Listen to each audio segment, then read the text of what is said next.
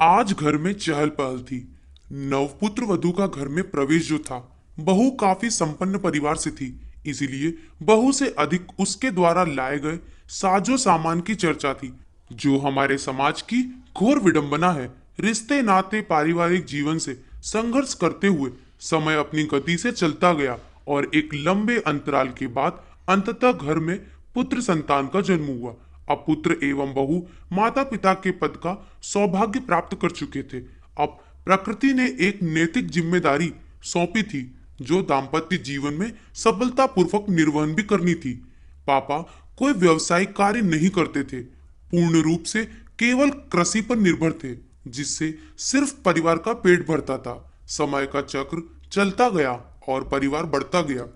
मूलभूत सुविधाओं के अभाव के कारण पारिवारिक जीवन पीड़ादायक होने लगा। अनाज के अलावा जीवन की कुछ बुनियादी आवश्यकताएं भी थी। पापा अपनी जिम्मेदारी को समझना नहीं चाहते थे, इसीलिए गृह कलेश की स्थिति ने जन्म लिया। समय सुखद जीवन की कल्पना को चुनौती देने पर मजबूर हो गया। पापा हालात पर नियंत्रण नहीं कर पाए और घर छोड़कर अपनी नैतिक जिम्मेदारियों को पैरों तले कुचलकर चले गए। माँ को सामाजिक कटाक्ष को झेलना पड़ता था। पति रहते हुए एक पत्नी का एकाकी जीवन समाज में हास्य का पात्र बन गया था। माँ हम सबको लेकर इस चुनौती भरे जीवन में हमारा भविष्य संवारने के लिए एक अपचरित मार्ग पर निकल पड़ी। भारतीय नारी जो सहनशीलता, कठोर परिश्रम एवं मातृशक्ति के लिए विश्व भर में अपना लोहा मनवा चुकी है, इसी विश्वास को पुनः बरकरार रखने के लिए माँ चुनौतियों के पथ पर अग्रसर बढ़ती चली गई। माँ कठोर परिश्रम एवं अपने बहुमूल्य जीवन का त्याग करके अपना एवं हम सबका जीवन यापन करने के संघर्ष में लग गई। माँ आधुनिक विचारधारा वाली महिला थी, लेकिन माँ अंग्रेजी नहीं जानती थी। अतः माँ ने अंग्रेजी का अध्ययन किया, जो आधुनिक जीवन के लिए अनिवार्य साबित हुआ। माँ शिक्षित होने के साथ साथ हस्तशिल्प कला के क्षेत्र में कुशल अनुभव रखती थी। अतः माँ अपनी प्रतिभा के अनुरूप एक महिला हस्तशिल्प कला केंद्र में अच्छे पद पर कार्यरत हो गई।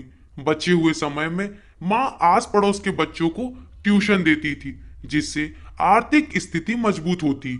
माँ पिता स्वरूप बनकर अपना एवं हमारी अच्छी शिक्षा एवं सफल भविष्य की कल्पना को साकार करने में लग गई।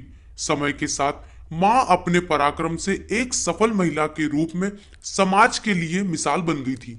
माँ ने पापा को साथ में रहने का हर संभव जतन किया और पापा साथ में रहने आ गए। पापा ने लोगों से काफी ऋण ले रखा था, लेकिन जब माँ को पापा की व्यवस्था के बारे में पता चला और माँ ने ऋण भरने का निश्चय कर लिया और माँ ने पाई पाई जोड़कर पापा का ऋण चुकता कर दिया।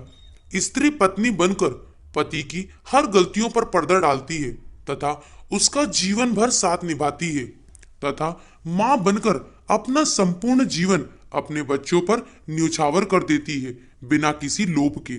माँ ने पापा की कमियों के बारे में हम लोगों को कभी कुछ नहीं बताया कि कहीं हम अपने पिता से घृणा न करने लगे।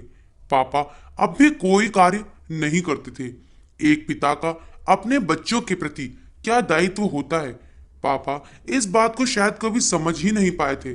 कुछ माह अंतराल के बाद पापा फिर से चले गए और हम समय के साथ कदम से कदम मिलाते बड़े होते गए। हम दोनों भाई पढ़ाई के साथ साथ काम करने लगे और घर की आर्थिक स्थिति अच्छी होती गई।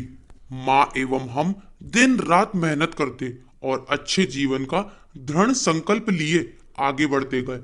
माँ हमारे लिए प्रेरणा स्रोत थी। माँ ने हमें उच्च शिक्षा एवं कुशल व्यक्तित्व वाला जीवन दिया।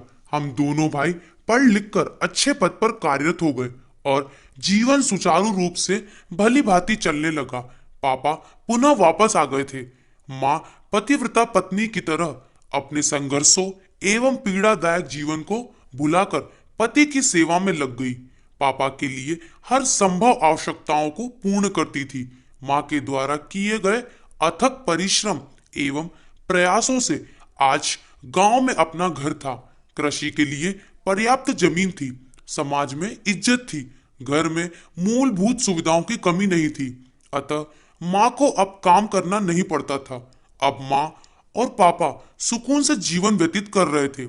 माँ सबका ख्याल रखते रखते अपनी सेहत का ख्याल नहीं रख पाती थी और बीमार रहने लगी थी। माँ ने मेरी शादी कर दी थी और पुत्र वधू के साथ हंसी खुशी जीवन व्यतीत करने लगी थी। इन सब व्यथाओं से सफल होने के बाद अब जीवन में चारों तरफ खुशियां ही थी।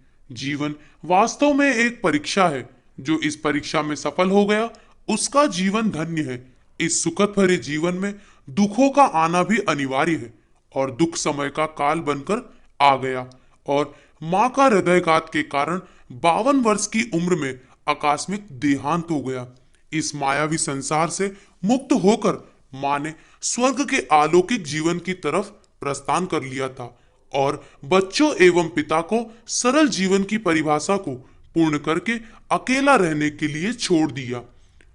दोस्तों, माँ शब्द सुनने और लिखने में बहुत छोटा है, लेकिन माँ का स्वरूप इतना विशाल है कि इसे सिर्फ कहानी में व्यक्त नहीं किया जा सकता।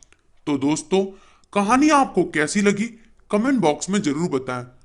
और जो भी अपनी माँ से बहुत प्यार करते हैं वो इस कहानी को लाइक करें, शेयर करें, सब्सक्राइब करना ना भूलें। Thank you.